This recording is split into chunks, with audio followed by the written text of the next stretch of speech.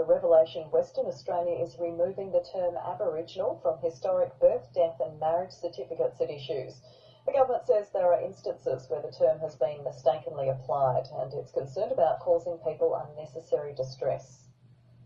Garry Smith was researching his family history when he discovered a copy of his great-grandmother's death certificate had been altered. You can see it here because that's where her name is Kitty, and it's Aboriginal.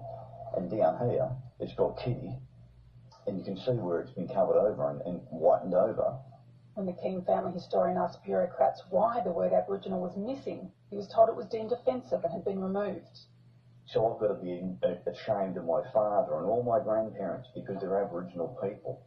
WA and the Northern Territory are the only jurisdictions giving their registrars of births, deaths and marriages the power to remove terms deemed offensive, but only WA has chosen to redact the word Aboriginal. Historians have written to Attorney General John Quigley, asking him to strip the power from bureaucrats. They say what's offensive is a matter of opinion and also changes over time. For instance, once having a convict in the family tree was shameful. Now, as you say, it's a source of great pride for people to have a convict ancestor, I guess because it indicates that your family has a long history in this place, a long connection to Australia. Many old certificates contain comments which would never be included today, such as Aboriginal, illegitimate or half-caste. For its part, the WA government supports removing them from official certificates.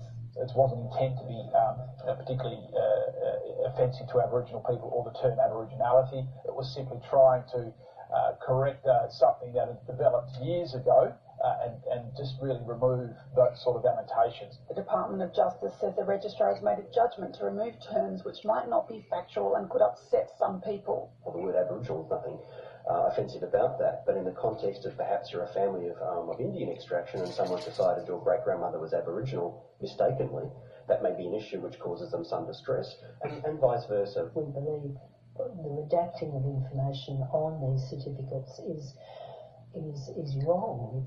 It's ethically, morally, every way you can think of, it's absolutely wrong. Historians, genealogists and archivists from around Australia have criticised the decision. Rebecca Turner, ABC News.